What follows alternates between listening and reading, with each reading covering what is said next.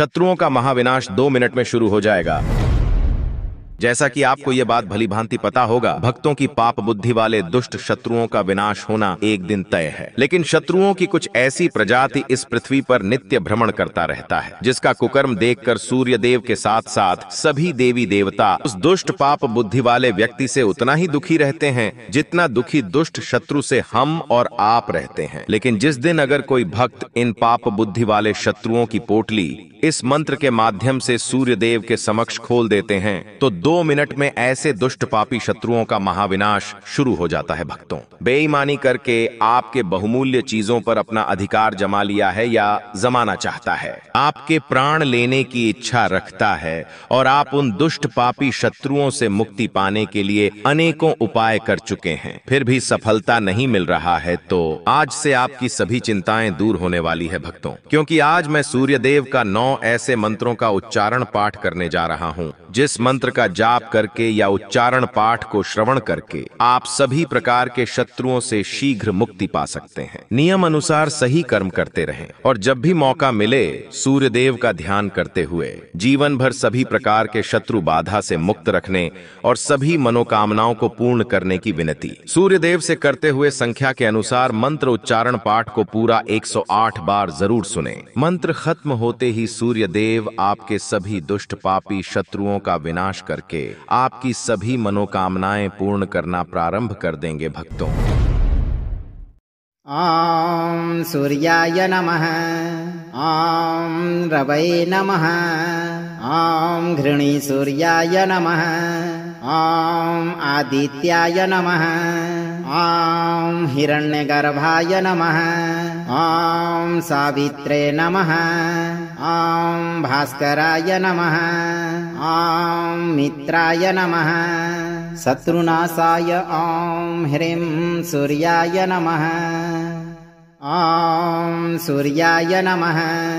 ओम रवये नमः, ओम घृणी सूर्याय नमः, ओम आदित्याय नमः, ओम हिरण्यगर्भाय नमः, ओम सावित्रे नमः, ओम भास्कराय नमः, ओम मित्राय नमः, शत्रुनाशाय ओम ह्रीं सूर्याय नमः, ओम सूर्याय नमः, ओम रवये नमः, ओम घृणी सूर्याय नमः, ओम आदित्याय नमः, ओम हिरण्यगर्भाय नमः, ओम सावित्रे नमः, ओम भास्कराय नमः, ओम मित्राय नमः, शत्रुनाशाय ओम ह्रीं सूर्याय नमः, ओम सूर्याय नमः, ओम रवये नमः, ओम घृणी सूर्याय नमः, ओम आदित्याय नमः, ओम हिरण्यगर्भाय नमः, ओम सावित्रे नमः, ओम भास्कराय नमः, ओम मित्राय नमः, शत्रुनाशाय ओम ह्रीं सूर्याय नमः, ओम सूर्याय नमः, ओम रवये नमः, ओम घृणी सूर्याय नमः, ओम आदित्याय नमः, ओम हिरण्यगर्भाय नमः, ओम सावित्रे नमः, ओम भास्कराय नमः, ओम मित्राय नमः, शत्रुनाशाय ओम ह्रीं सूर्याय नमः, ओम सूर्याय नमः, ओम रवये नमः, ओम घृणी सूर्याय नमः, ओम आदित्याय नमः, ओम हिरण्यगर्भाय नमः, ओम सावित्रे नमः, ओम भास्कराय नमः, ओम मित्राय नमः, शत्रुनाशाय ओम ह्रीं सूर्याय नमः, ओम सूर्याय नमः, ओम रवये नमः, ओम घृणी सूर्याय नमः, ओम आदित्याय नमः, ॐ हिरण्यगर्भाय नमः ॐ सावित्रे नमः ॐ भास्कराय नमः ॐ मित्राय नमः शत्रुनाशाय ॐ ह्रीं सूर्याय नमः ॐ सूर्याय नमः ॐ रवये नमः ॐ घृणीसूर्याय नमः ॐ आदित्याय नमः ॐ हिरण्यगर्भाय नमः ॐ सावित्रे नमः ॐ भास्कराय नमः ॐ मित्राय नमः शत्रुनाशाय ॐ ह्रीं सूर्याय नमः ॐ सूर्याय नमः ॐ रवये नमः ॐ घृणीसूर्याय नमः ॐ आदित्याय नमः ॐ हिरण्यगर्भाय नमः ॐ सावित्रे नमः ॐ भास्कराय नमः ॐ मित्राय नमः शत्रुनाशाय ॐ ह्रीं सूर्याय नमः ॐ सूर्याय नमः ॐ रवये नमः ॐ घृणीसूर्याय नमः ॐ आदित्याय नमः ॐ हिरण्यगर्भाय नमः ॐ सावित्रे नमः ॐ भास्कराय नमः ॐ मित्राय नमः शत्रुनाशाय ॐ ह्रीं सूर्याय नमः ॐ सूर्याय नमः ॐ रवये नमः ॐ घृणीसूर्याय नमः ॐ आदित्याय नमः ॐ हिरण्यगर्भाय नमः ॐ सावित्रे नमः ॐ भास्कराय नमः ॐ मित्राय नमः शत्रुनाशाय ॐ ह्रीं सूर्याय नमः ॐ सूर्याय नमः ॐ रवये नमः ॐ घृणीसूर्याय नमः ॐ आदित्याय नमः ॐ हिरण्यगर्भाय नमः ॐ सावित्रे नमः ॐ भास्कराय नमः ॐ मित्राय नमः शत्रुनाशाय ॐ ह्रीं सूर्याय नमः ॐ सूर्याय नमः ॐ रवये नमः ॐ घृणीसूर्याय नमः ॐ आदित्याय नमः ॐ हिरण्यगर्भाय नमः ॐ सावित्रे नमः ॐ भास्कराय नमः ॐ मित्राय नमः शत्रुनाशाय ॐ ह्रीं सूर्याय नमः ॐ सूर्याय नमः ॐ रवये नमः ॐ घृणीसूर्याय नमः ॐ आदित्याय नमः ॐ हिरण्यगर्भाय नमः ॐ सावित्रे नमः ॐ भास्कराय नमः ॐ मित्राय नमः शत्रुनाशाय ॐ ह्रीं सूर्याय नमः ॐ सूर्याय नमः ॐ रवये नमः ॐ घृणीसूर्याय नमः ॐ आदित्याय नमः ॐ हिरण्यगर्भाय नमः ॐ सावित्रे नमः ॐ भास्कराय नमः ॐ मित्राय नमः शत्रुनाशाय ॐ ह्रीं सूर्याय नमः ॐ सूर्याय नमः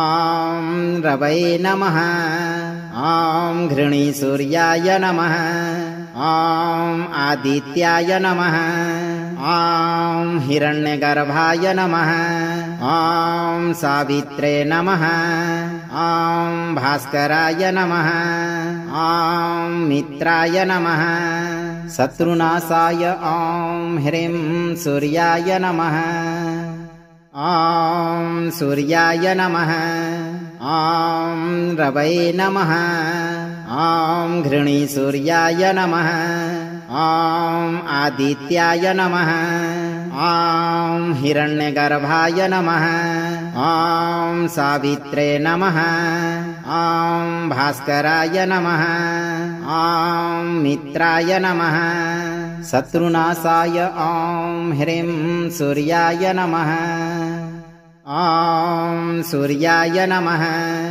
ॐ रवै नमः ॐ घृणीसूर्याय नमः ॐ आदित्याय नमः ॐ हिरण्यगर्भाय नमः ॐ सावित्रे नमः ॐ भास्कराय नमः ॐ मित्राय नमः शत्रुनाशाय ॐ ह्रीं सूर्याय नमः ॐ सूर्याय नमः ॐ रवै नमः ॐ घृणीसूर्याय नमः ॐ आदित्याय नमः ॐ हिरण्यगर्भाय नमः ॐ सावित्रे नमः ॐ भास्कराय नमः ॐ मित्राय नमः शत्रुनाशाय ॐ ह्रीं सूर्याय नमः ॐ सूर्याय नमः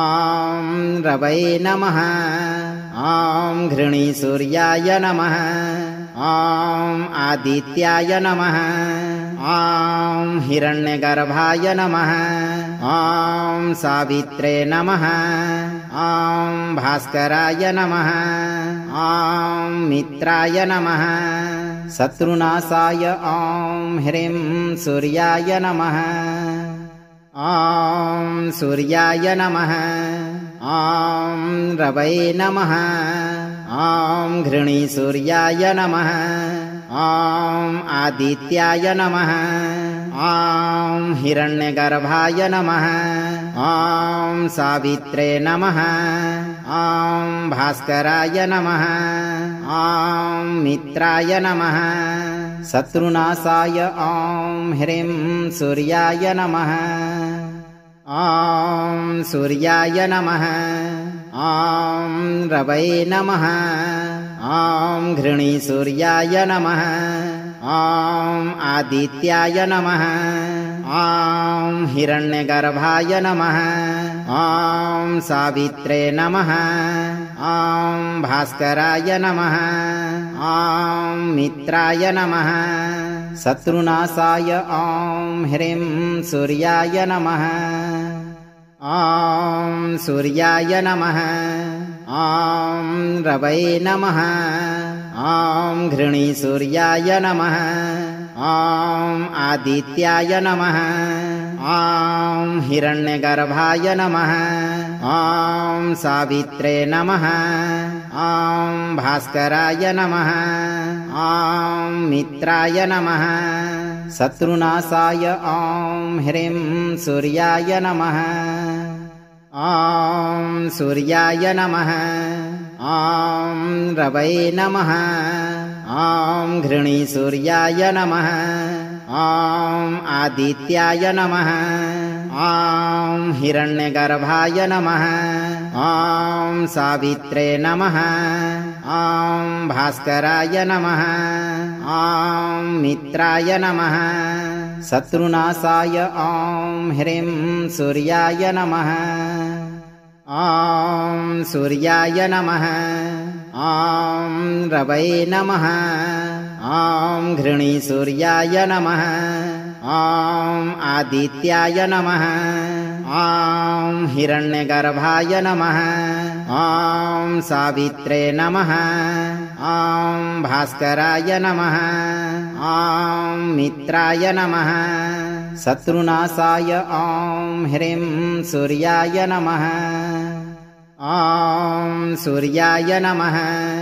ॐ रवै नमः ॐ घृणीसूर्याय नमः ॐ आदित्याय नमः ॐ हिरण्यगर्भाय नमः ॐ सावित्रे नमः ॐ भास्कराय नमः ॐ मित्राय नमः शत्रुनाशाय ॐ ह्रीं सूर्याय नमः।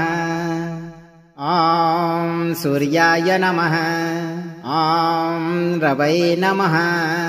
ॐ घृणीसूर्याय नमः। ॐ आदित्याय नमः।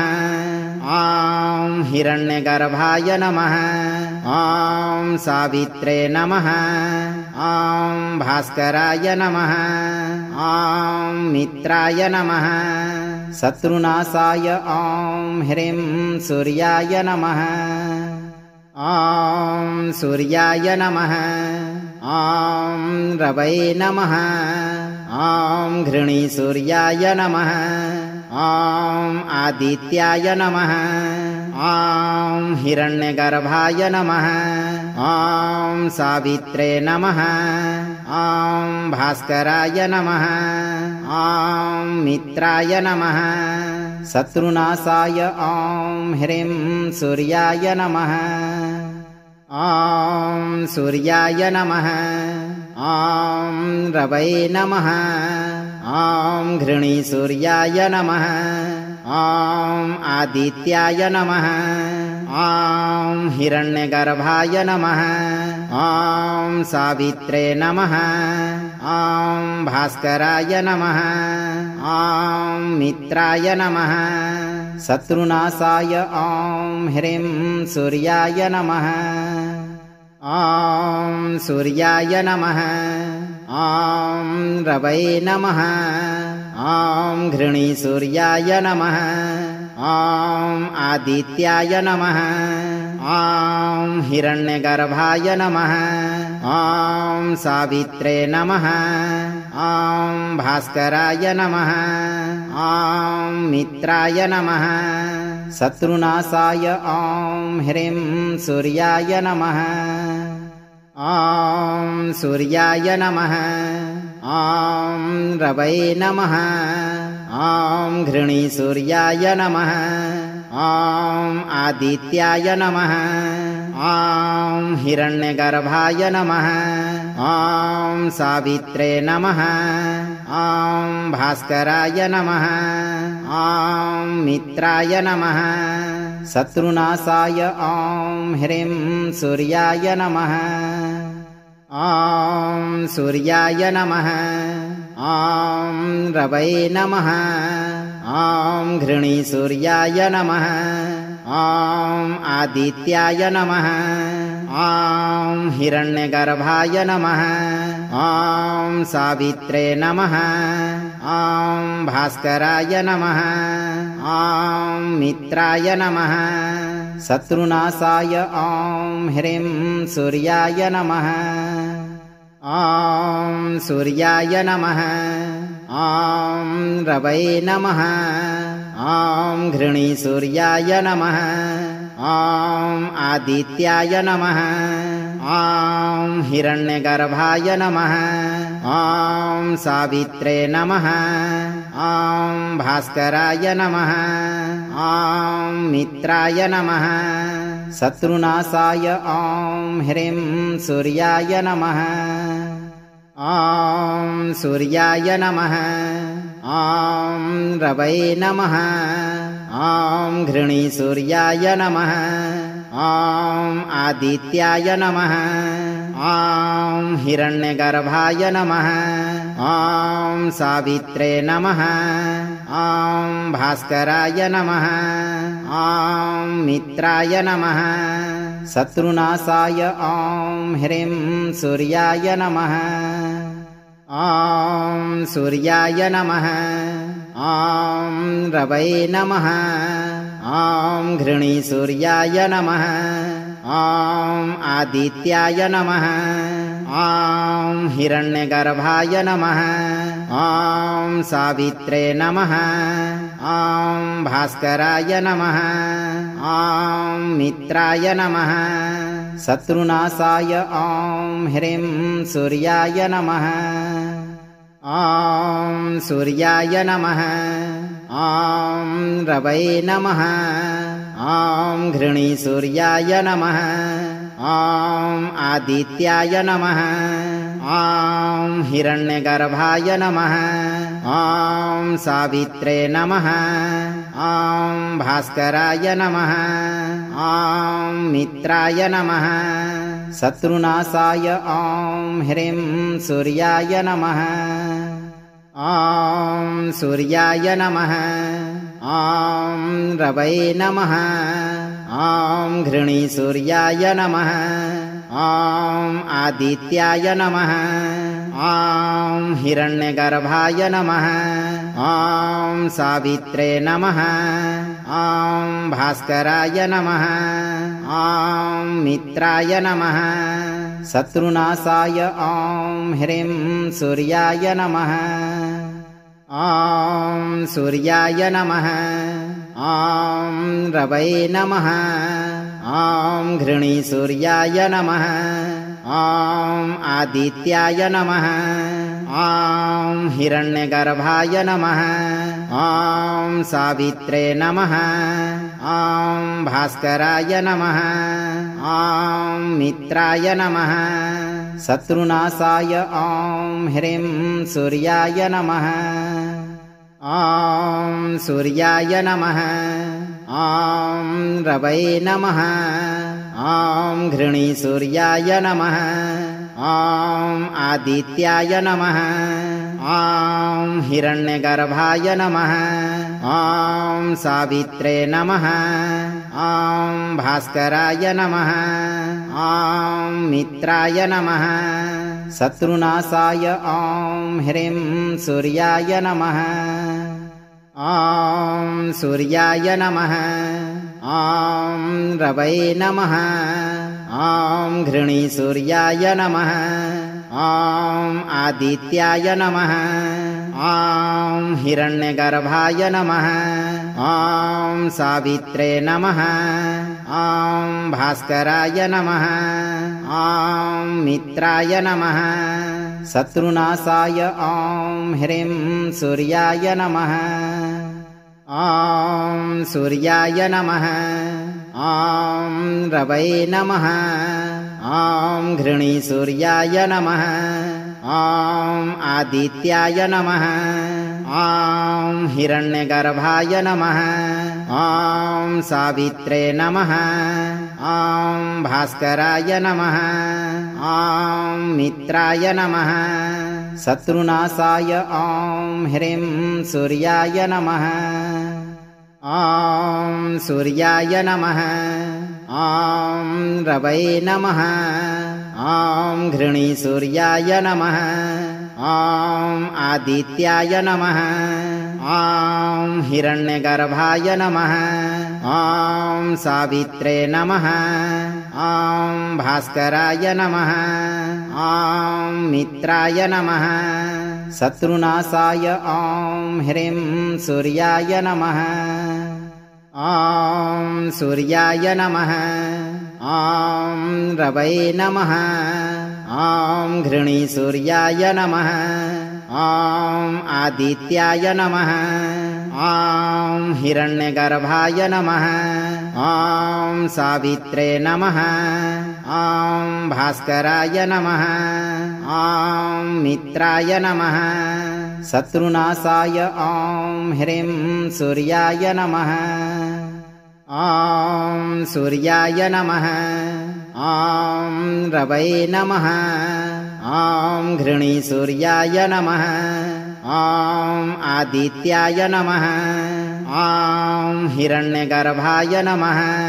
ॐ सावित्रे नमः ॐ भास्कराय नमः ॐ मित्राय नमः शत्रुनाशाय ॐ ह्रीं सूर्याय नमः ॐ सूर्याय नमः ॐ रवये नमः ॐ घृणीसूर्याय नमः ॐ आदित्याय नमः ॐ हिरण्यगर्भाय नमः ॐ सावित्रे नमः ॐ भास्कराय नमः ॐ मित्राय नमः शत्रुनाशाय ॐ ह्रीं सूर्याय नमः ॐ सूर्याय नमः ॐ रवये नमः ॐ घृणीसूर्याय नमः ॐ आदित्याय नमः ॐ हिरण्यगर्भाय नमः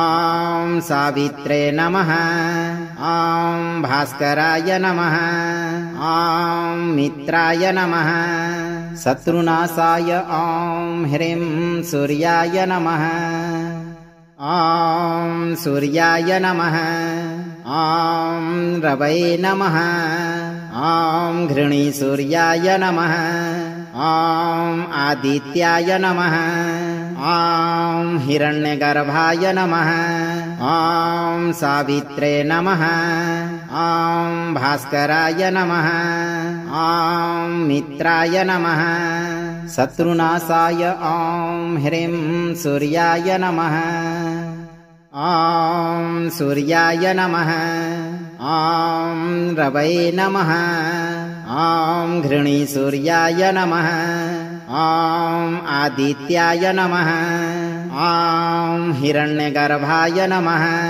ॐ सावित्रे नमः ॐ भास्कराय नमः ॐ मित्राय नमः शत्रुनाशाय ॐ ह्रीं सूर्याय नमः ॐ सूर्याय नमः ॐ रवये नमः ॐ घृणीसूर्याय नमः ॐ आदित्याय नमः ॐ हिरण्यगर्भाय नमः ॐ सावित्रे नमः ॐ भास्कराय नमः ॐ मित्राय नमः शत्रुनाशाय ॐ ह्रीं सूर्याय नमः ॐ सूर्याय नमः ॐ रवये नमः ॐ घृणीसूर्याय नमः ॐ आदित्याय नमः ॐ हिरण्यगर्भाय नमः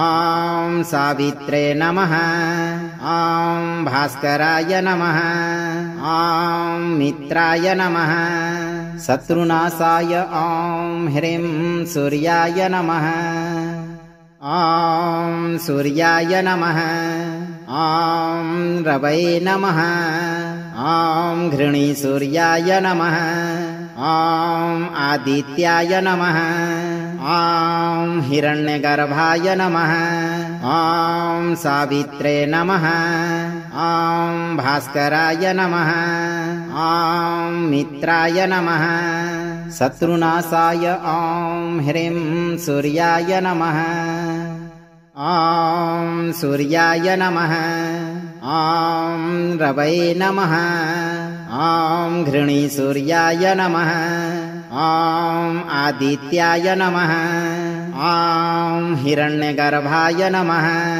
ॐ सावित्रे नमः ॐ भास्कराय नमः ॐ मित्राय नमः शत्रुनाशाय ॐ ह्रीं सूर्याय नमः ॐ सूर्याय नमः ॐ रवये नमः ॐ घृणीसूर्याय नमः ॐ आदित्याय नमः ॐ हिरण्यगर्भाय नमः ॐ सावित्रे नमः ॐ भास्कराय नमः ॐ मित्राय नमः शत्रुनाशाय ॐ ह्रीं सूर्याय नमः ॐ सूर्याय नमः ॐ रवये नमः ॐ घृणीसूर्याय नमः ॐ आदित्याय नमः ॐ हिरण्यगर्भाय नमः ॐ सावित्रे नमः ॐ भास्कराय नमः ॐ मित्राय नमः शत्रुनाशाय ॐ ह्रीं सूर्याय नमः ॐ सूर्याय नमः ॐ रवये नमः ॐ घृणीसूर्याय नमः ॐ आदित्याय नमः ॐ हिरण्यगर्भाय नमः ॐ सावित्रे नमः ॐ भास्कराय नमः ॐ मित्राय नमः शत्रुनाशाय ॐ ह्रीं सूर्याय नमः। ॐ सूर्याय नमः। ॐ रवये नमः। ॐ घृणी सूर्याय नमः। ॐ आदित्याय नमः। ॐ हिरण्यगर्भाय नमः। ॐ सावित्रे नमः। ॐ भास्कराय नमः। ॐ मित्राय नमः। शत्रुनाशाय ॐ ह्रीं सूर्याय नमः। ॐ सूर्याय नमः। ॐ रवये नमः। ॐ घृणी सूर्याय नमः। ॐ आदित्याय नमः। ॐ हिरण्यगर्भाय नमः। ॐ सावित्रे नमः। ॐ भास्कराय नमः।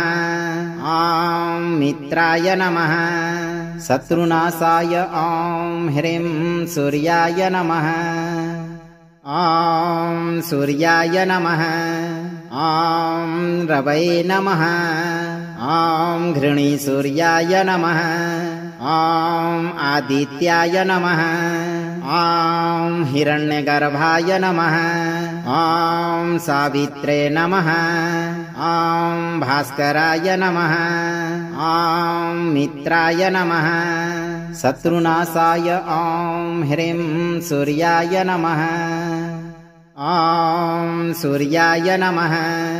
ॐ रवये नमः।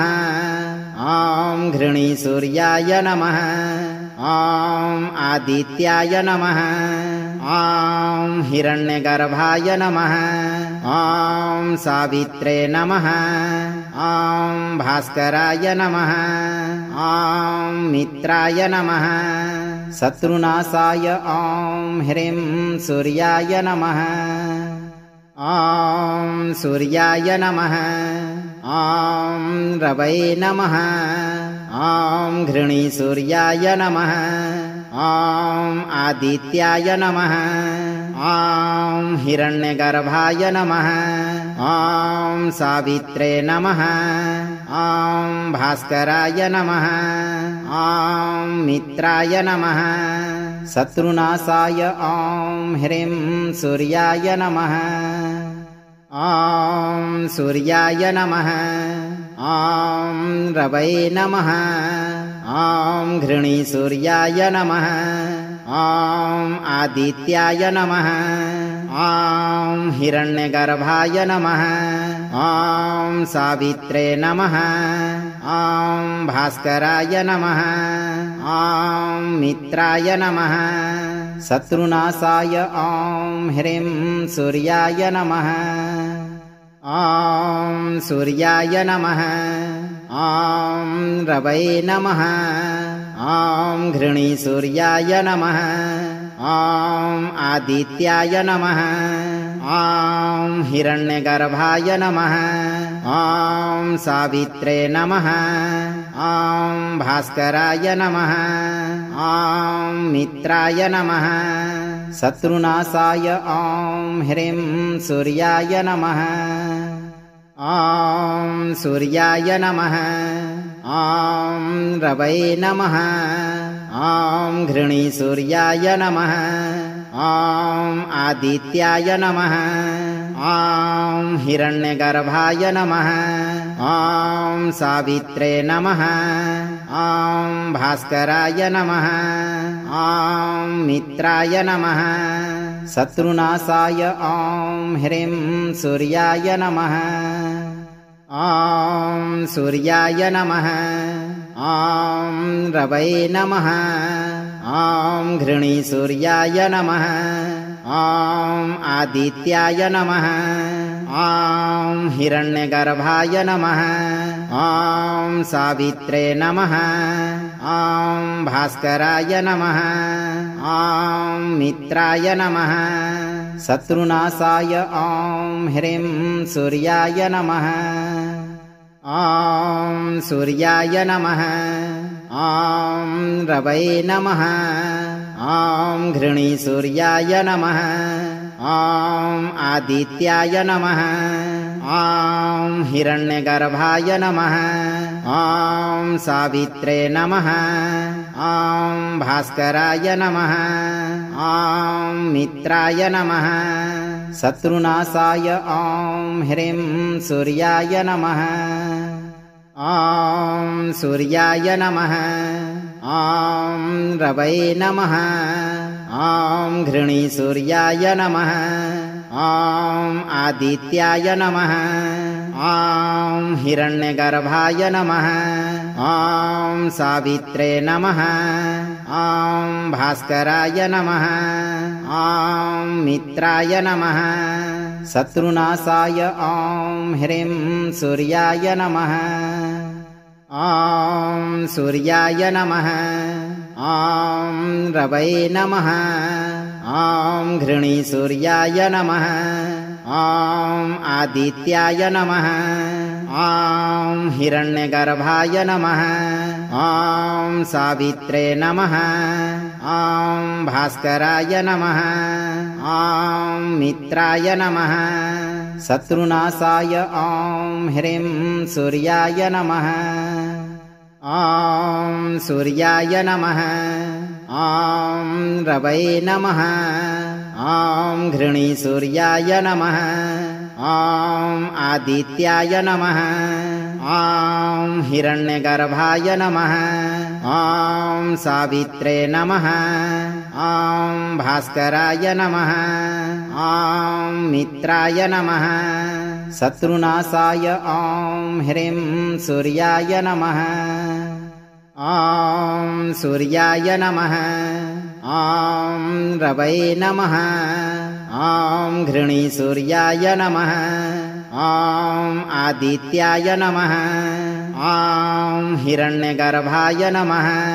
ॐ सावित्रे नमः ॐ भास्कराय नमः ॐ मित्राय नमः शत्रुनाशाय ॐ ह्रीं सूर्याय नमः ॐ सूर्याय नमः ॐ रवये नमः ॐ घृणीसूर्याय नमः ॐ आदित्याय नमः ॐ हिरण्यगर्भाय नमः ॐ सावित्रे नमः ॐ भास्कराय नमः ॐ मित्राय नमः शत्रुनाशाय ॐ ह्रीं सूर्याय नमः ॐ सूर्याय नमः ॐ रवये नमः ॐ घृणीसूर्याय नमः ॐ आदित्याय नमः ॐ हिरण्यगर्भाय नमः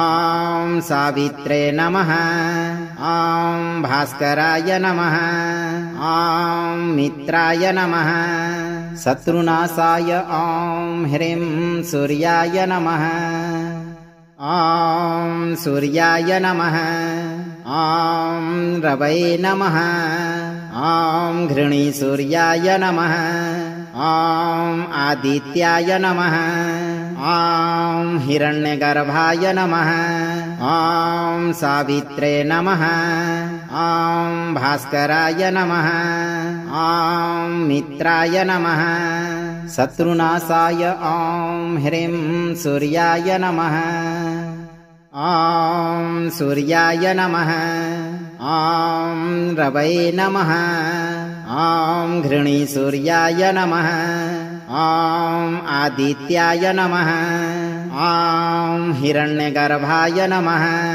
ॐ सावित्रे नमः ॐ भास्कराय नमः ॐ मित्राय नमः शत्रुनाशाय ॐ ह्रीं सूर्याय नमः ॐ सूर्याय नमः ॐ रवये नमः ॐ घृणीसूर्याय नमः ॐ आदित्याय नमः ॐ हिरण्यगर्भाय नमः ॐ सावित्रे नमः ॐ भास्कराय नमः ॐ मित्राय नमः शत्रुनाशाय ॐ ह्रीं सूर्याय नमः ॐ सूर्याय नमः ॐ रवये नमः ॐ घृणीसूर्याय नमः ॐ आदित्याय नमः ॐ हिरण्यगर्भाय नमः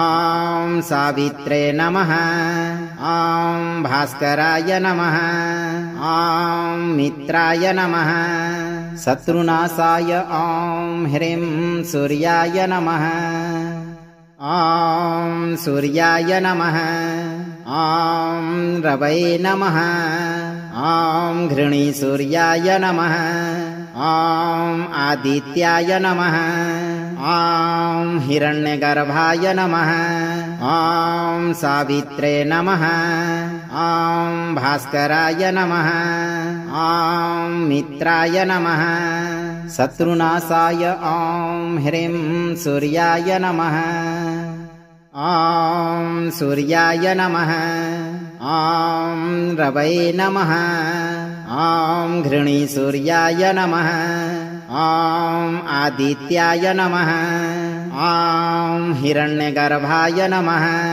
ॐ सावित्रे नमः ॐ भास्कराय नमः ॐ मित्राय नमः शत्रुनाशाय ॐ ह्रीं सूर्याय नमः ॐ सूर्याय नमः ॐ रवये नमः ॐ घृणीसूर्याय नमः ॐ आदित्याय नमः ॐ हिरण्यगर्भाय नमः ॐ सावित्रे नमः ॐ भास्कराय नमः ॐ मित्राय नमः शत्रुनाशाय ॐ ह्रीं सूर्याय नमः ॐ सूर्याय नमः ॐ रवये नमः ॐ घृणीसूर्याय नमः ॐ आदित्याय नमः ॐ हिरण्यगर्भाय नमः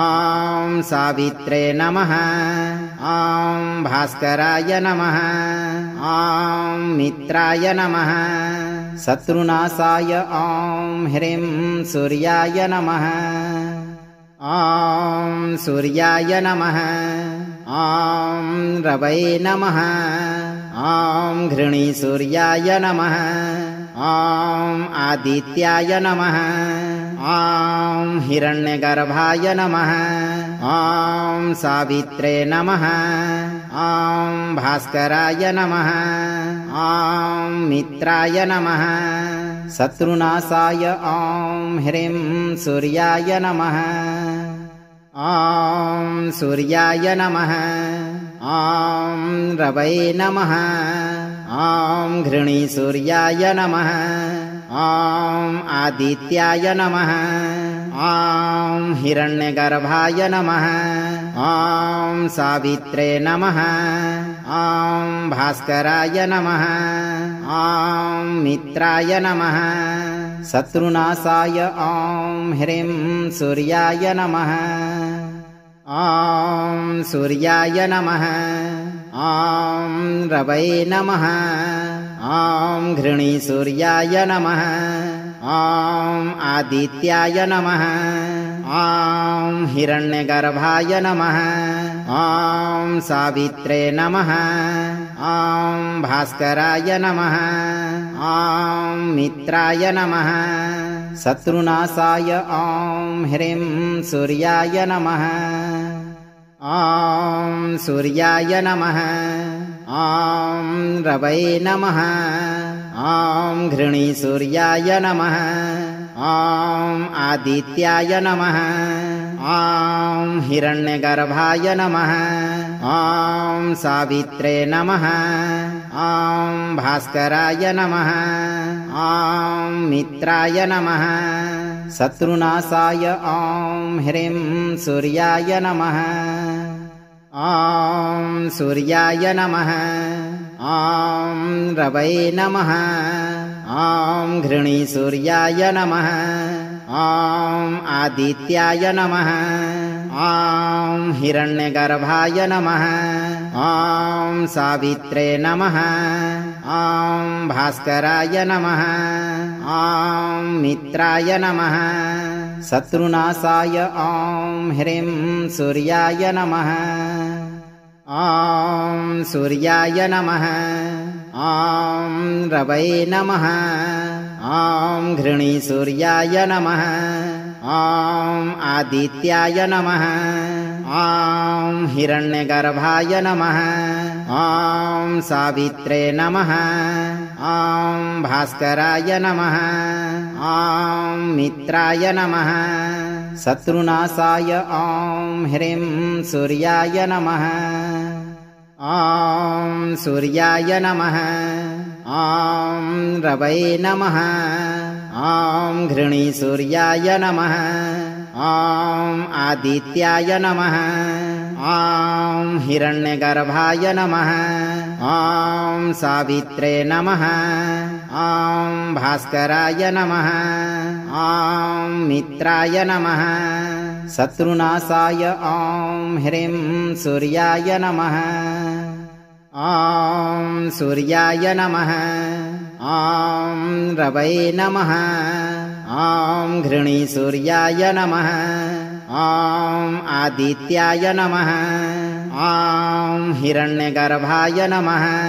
ॐ सावित्रे नमः ॐ भास्कराय नमः ॐ मित्राय नमः शत्रुनाशाय ॐ ह्रीं सूर्याय नमः ॐ सूर्याय नमः ॐ रवये नमः ॐ घृणीसूर्याय नमः ॐ आदित्याय नमः ॐ हिरण्यगर्भाय नमः ॐ सावित्रे नमः ॐ भास्कराय नमः ॐ मित्राय नमः शत्रुनाशाय ॐ ह्रीं सूर्याय नमः ॐ सूर्याय नमः ॐ रवये नमः ॐ घृणीसूर्याय नमः ॐ आदित्याय नमः ॐ हिरण्यगर्भाय नमः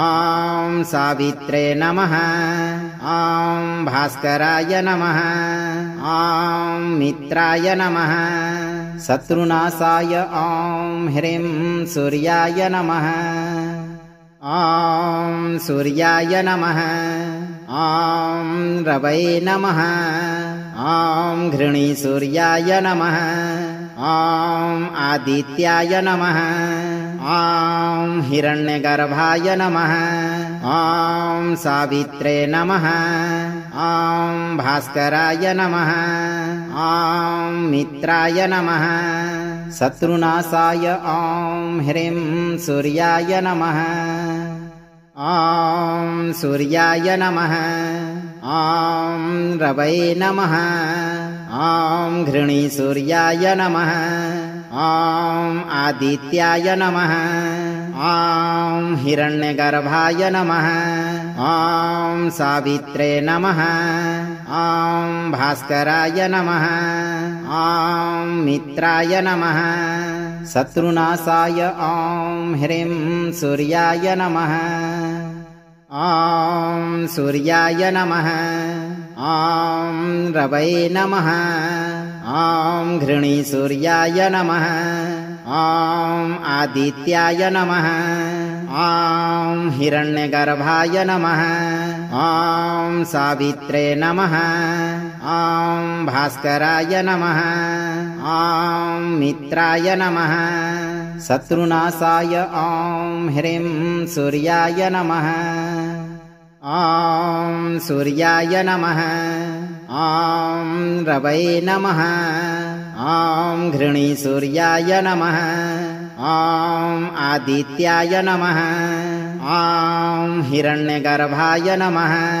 ॐ सावित्रे नमः ॐ भास्कराय नमः ॐ मित्राय नमः शत्रुनाशाय ॐ ह्रीं सूर्याय नमः ॐ सूर्याय नमः ॐ रवये नमः ॐ घृणीसूर्याय नमः ॐ आदित्याय नमः ॐ हिरण्यगर्भाय नमः ॐ सावित्रे नमः ॐ भास्कराय नमः ॐ मित्राय नमः शत्रुनाशाय ॐ ह्रीं सूर्याय नमः ॐ सूर्याय नमः ॐ रवये नमः ॐ घृणीसूर्याय नमः ॐ आदित्याय नमः ॐ हिरण्यगर्भाय नमः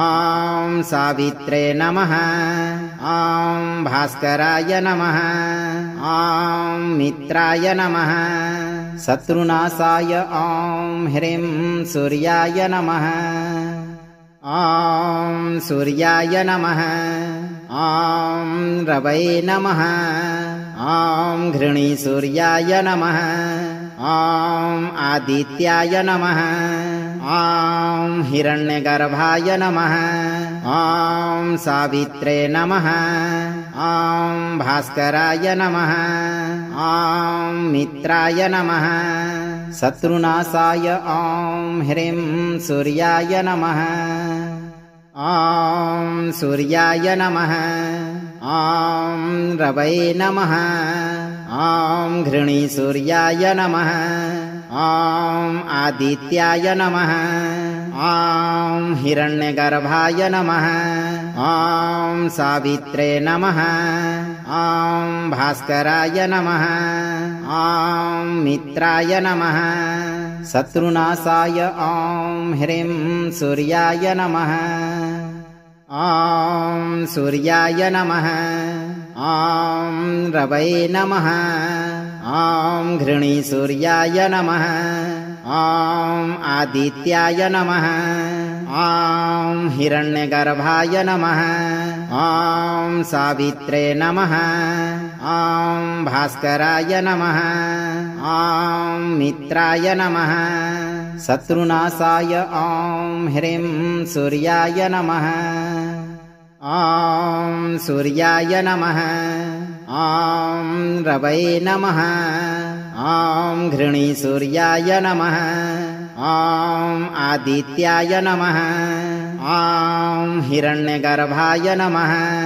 ॐ सावित्रे नमः ॐ भास्कराय नमः ॐ मित्राय नमः शत्रुनाशाय ॐ ह्रीं सूर्याय नमः ॐ सूर्याय नमः ॐ रवये नमः ॐ घृणीसूर्याय नमः ॐ आदित्याय नमः ॐ हिरण्यगर्भाय नमः ॐ सावित्रे नमः ॐ भास्कराय नमः ॐ मित्राय नमः शत्रुनाशाय ॐ ह्रीं सूर्याय नमः ॐ सूर्याय नमः ॐ रवये नमः ॐ घृणीसूर्याय नमः ॐ आदित्याय नमः ॐ हिरण्यगर्भाय नमः ॐ सावित्रे नमः ॐ भास्कराय नमः ॐ मित्राय नमः शत्रुनाशाय ॐ ह्रीं सूर्याय नमः ॐ सूर्याय नमः ॐ रवये नमः ॐ घृणीसूर्याय नमः ॐ आदित्याय नमः ॐ हिरण्यगर्भाय नमः ॐ सावित्रे नमः ॐ भास्कराय नमः ॐ मित्राय नमः शत्रुनाशाय ॐ ह्रीं सूर्याय नमः ॐ सूर्याय नमः ॐ रवये नमः ॐ घृणीसूर्याय नमः ॐ आदित्याय नमः ॐ हिरण्यगर्भाय नमः ॐ सावित्रे नमः ॐ भास्कराय नमः ॐ मित्राय नमः शत्रुनाशाय ॐ ह्रीं सूर्याय नमः ॐ सूर्याय नमः ॐ रवये नमः ॐ घृणीसूर्याय नमः ॐ आदित्याय नमः ॐ हिरण्यगर्भाय नमः ॐ सावित्रे नमः ॐ भास्कराय नमः ॐ मित्राय नमः शत्रुनाशाय ॐ ह्रीं सूर्याय नमः ॐ सूर्याय नमः ॐ रवये नमः ॐ घृणीसूर्याय नमः ॐ आदित्याय नमः ॐ हिरण्यगर्भाय नमः ॐ सावित्रे नमः ॐ भास्कराय नमः ॐ मित्राय नमः शत्रुनाशाय ॐ ह्रीं सूर्याय नमः ॐ सूर्याय नमः ॐ रवये नमः ॐ घृणीसूर्याय नमः ॐ आदित्याय नमः ॐ हिरण्यगर्भाय नमः ॐ सावित्रे नमः ॐ भास्कराय नमः ॐ मित्राय नमः शत्रुनाशाय ॐ ह्रीं सूर्याय नमः ॐ सूर्याय नमः ॐ रवये नमः ॐ घृणीसूर्याय नमः ॐ आदित्याय नमः ॐ हिरण्यगर्भाय नमः ॐ सावित्रे नमः ॐ भास्कराय नमः ॐ मित्राय नमः शत्रुनाशाय ॐ ह्रीं सूर्याय नमः ॐ सूर्याय नमः ॐ रवये नमः ॐ घृणीसूर्याय नमः ॐ आदित्याय नमः ॐ हिरण्यगर्भाय नमः ॐ सावित्रे नमः ॐ भास्कराय नमः ॐ मित्राय नमः शत्रुनाशाय ॐ ह्रीं सूर्याय नमः। अगर आप इस वीडियो से संतुष्ट हैं और आपको ये वीडियो लाभप्रद लगा हो तो वीडियो को लाइक करें, दोस्तों को शेयर करें और चैनल को सब्सक्राइब करके दरबार की घंटी जरूर बजा दें भक्तों, ताकि आपके जीवन को खुशहाल बनाने वाली नोटिफिकेशन सबसे पहले आप तक पहुंचे। धैर्य रखें और सही कर्म करते हुए सूर्य देव पर भरोसा रखें और जब भी मौका मिले चिंता से मुक्त होकर इस मंत्र उच्चारण पाठ को पूरा जरूर सुनें। आपकी सभी मनोकामनाओं की पूर्ति शीघ्र होगी भक्तों।